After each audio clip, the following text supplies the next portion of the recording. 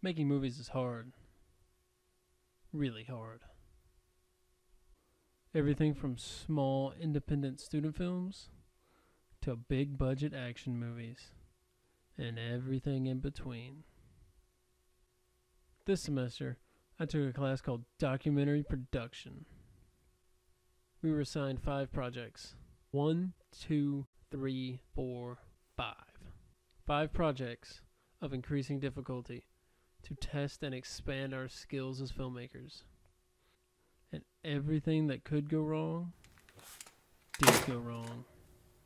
My first film, interview a stranger or someone you don't really know that well. Simple enough. Had to do it at the last minute because every single person I asked backed out. It worked out fine. I got an A, but I would have liked to have not done it the day before it was due. Second project. Interview someone, but do not show the actual interview. Show footage relating to what the person is being interviewed about. The person I was going to interview failed to show up.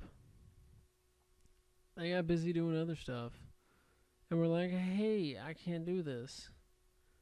I had to scramble. Luckily, my sister was available to talk about her experiences instead. Third project. Create a documentary using found footage in some way. I did that.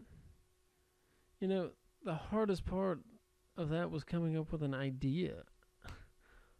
An idea of what? How do I repurpose footage?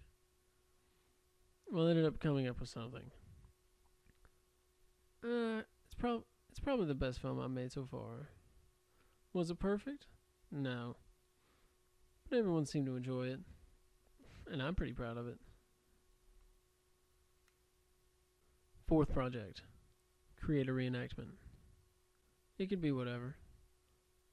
You could use found footage if you wanted to. That's the path I chose. The problem is, I did mine on the Centennial Park bombing. You know how hard it is to find footage on Centennial Park that isn't of that stupid fucking fountain? Good Lord.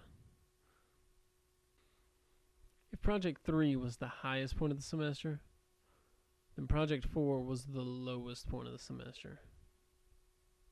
Have you ever had something you put a lot of time and effort into, and then have it ripped to pieces in front of you by your peers? It's not fun. I don't wish it on anyone. Didn't do so hot on that one. It's my fault. I should have chosen something a little bit easier. Now for the final project. This project.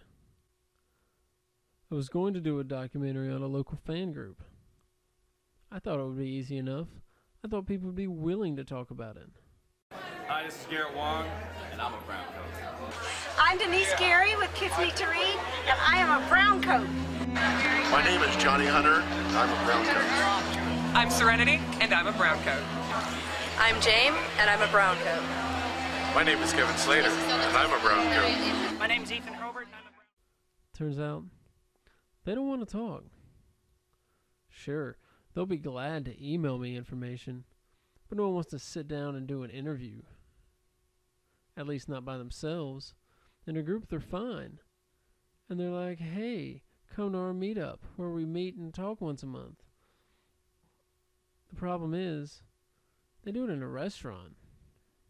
My name is Zach Bashirs, and I'm a filmmaker at Georgia State University. And I heard you have a group that comes in called the Atlanta Browncoats.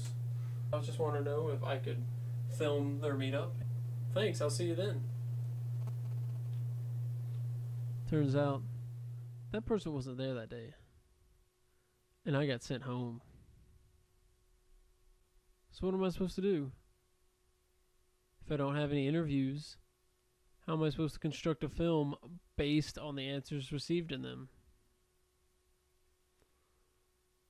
I find it strange that these so-called fans are so obsessed with something that ended years ago and devote big chunks of their lives to it. And yet, they won't sit down to answer a few questions about why it means so much to them. Maybe they're embarrassed by the answers. In my opinion, if you're embarrassed by something you like, then you're not a fan. Fans don't get embarrassed. Fans stick up for what they enjoy.